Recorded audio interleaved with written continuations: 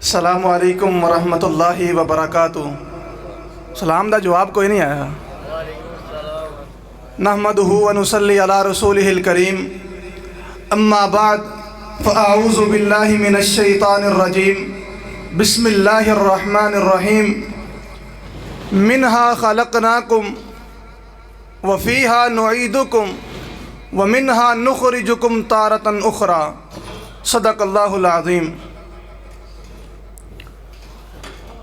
مختصر حمد و ثنا کے بعد درود و سلام آقا دو جہاں، سرور کون و مکان، تاجدار انبیاء، امام الانبیاء، خطیب الانبیاء، جناب محمد الرسول اللہ صلی اللہ علیہ وعلا آلہ و اصحابہ وسلم کی ذات اقدس اللہ بالا کے لیے حضرات، میں چند منٹ کے لیے آپ کے سامنے کچھ باتیں رکھنا چاہتا ہوں۔ اللہ رب العالمین سے دعا ہے اللہ مجھے حق سچ بیان کر کے ہم سب کو اس پر عمل کرنے کی توفیق عطا فرمائے۔ سیدنا عبداللہ بن رواحہ رضی اللہ تعالیٰ عنہ گھر کے اندر موجود ہیں، کوئی پریشانی نہیں، کوئی بیماری نہیں۔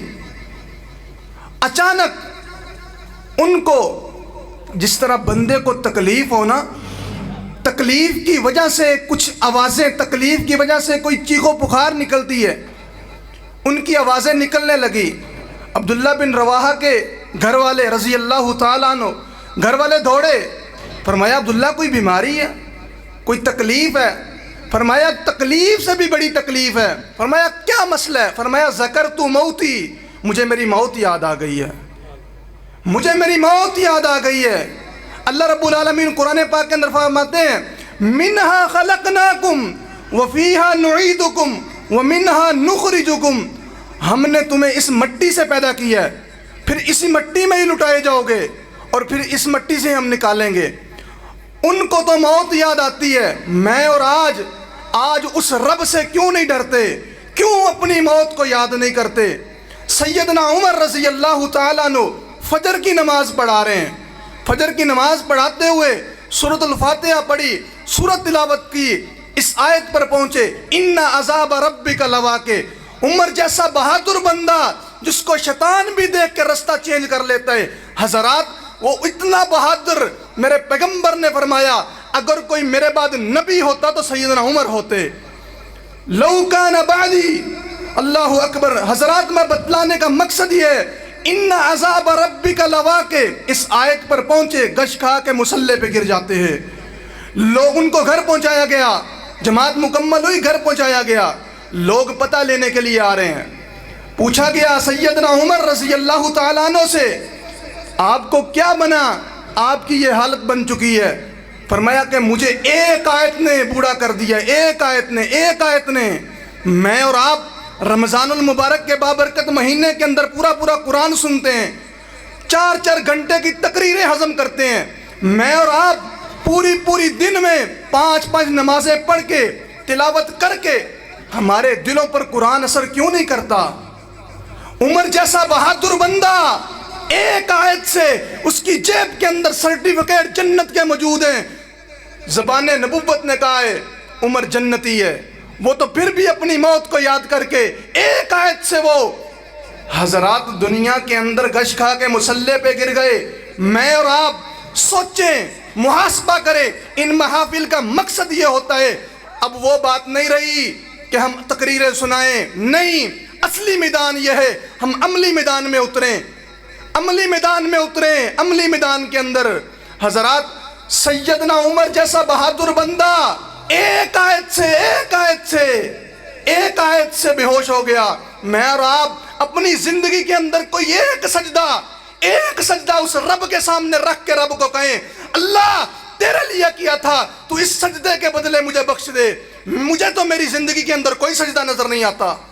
میں اور آپ اپنا محاسبہ کریں، اس پروردگار کے سامنے پیش ہونے کہ کوئی ایک نماز ایسی ہو کہ رب کے سامنے رب کو رکھ کے کہیں اللہ یہ تیرے لیے، تیرے سے ڈر کے، ریاکاری نہیں کی، تیرے سے ڈر کے کی ہے، اللہ تجھے تیری رحمت کا واسطہ ہے، اس کے بدلے مجھے جنت دے دے۔ ہے کوئی ایسی نماز؟ ہے کوئی ایسا سجدہ اس رب کے سوا جو کسی کو نہ کیا ہو، صرف اللہ کو کیا ہو؟ اور ایک بات یہ ہے کہ جو لوگ رب کے سامنے نہیں نہ جھکتے، در در کے اندر آج جھکتے ہوئے نظر آتے ہیں، جو اپنے رب کو چھوڑ دیتے ہیں، ہر بندے کے سامنے رونا روتے ہیں، ہر بندے کو اپنی مشکلات کا سامنا بتاتے ہیں، نہیں بتاتے تو اس رب کو نہیں بتاتے جو تہجد کے وقت مجھے اور تجھے بلاتا ہے کوئی اولاد مانگنے والا؟ ہے کوئی مال لینے والا؟ ہے کوئی نہیں۔ تہجد کے وقت اللہ رب العالمین نے یہ جو مہینہ چل رہا ہے نا، یہ سردی کا موسم، یہ اللہ رب العالمین سے اللہ کو راضی کرنے کے دن ہے، یہ بہار کا موسم، یہ نیکیوں کی بہار کا موسم ہے۔ اب تو تہجد 5 بجے ہو جاتی ہے، حضرات پڑھ لیا کرو، خدا کی قسم کوئی پتہ نہیں کہ ہم کب مر جائیں۔ اسی طرح سیدہ عائشہ رضی اللہ تعالیٰ عنہ، ایک حدیث میرا سلام ہے، سیدہ عائشہ رضی اللہ تعالیٰ عنہ گھر کے اندر موجود ہیں، میرے پیارے پیغمبر صلی اللہ علیہ وسلم گھر آئے، آ کے دیکھا کہ سیدہ عائشہ رضی اللہ تعالیٰ عنہ رو رہی ہیں۔ فرمایا عائشہ کیوں رو رہی ہو؟ فرمایا ذکرت النار فبکیت، مجھے جہنم کی آگ یاد آ گئی ہے، میں اس لیے رو رہی ہوں۔ وہ میری اور آپ کی ماں سیدہ عائشہ رضی اللہ تعالی عنہ جہنم کو یاد کر کے روتی ہیں، میں اور آپ روتے نہیں ہیں۔